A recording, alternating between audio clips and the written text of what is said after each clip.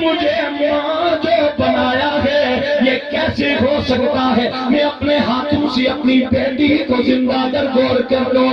حضور میں نے اپنی گھر والی سے کہا اسے تیار کر، اسے غسل کروا، نئے کپڑے پہنا۔ حضور اس نے غسل کروا کے نئے کپڑے پہنائے۔ جب نئے کپڑے پہن لیے اس نے، میں نے اسے ساتھ لیا، جنگل کی طرف چلنا شروع کر دیا۔ بیٹی بار بار مجھ سے پوچھ رہی تھی ابا کدھر جا رہا ہے؟ تیری دعوت ہماری دعوت ہے، دعوت پہ جا رہے ہیں۔ آقا پھر وہ جنگل آیا جس جنگل میں نے گھڑا کھودنا شروع کیا۔ جب گھڑا کھودنا شروع کیا مٹی اڑ اڑ کے میرے چہرے کے اوپر پڑ رہی تھی۔ آقا وہ اپنا ننھا سا دوپٹہ ہٹا کے کبھی میرا چہرہ ادھر سے صاف کرتی ہے، کبھی میرا چہرہ ادھر سے صاف کرتی ہے اور بار بار کہتی ہے ابا نہ کر کڑی دھوپ کے اندر کام، نہ کام کر۔ آقا پھر بھی مجھے رحم نہ آیا۔ میرے آقا کی بارگاہ میں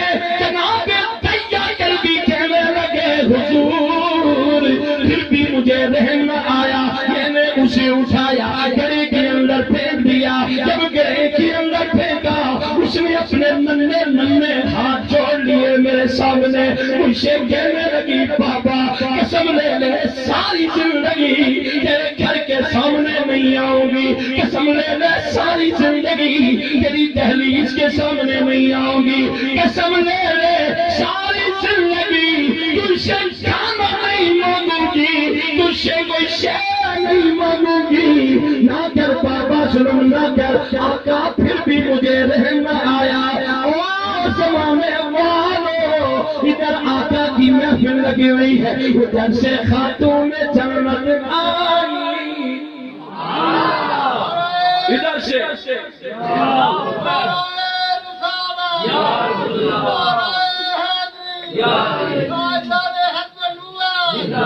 زندہ ادھر سے خاتون جنت آئی۔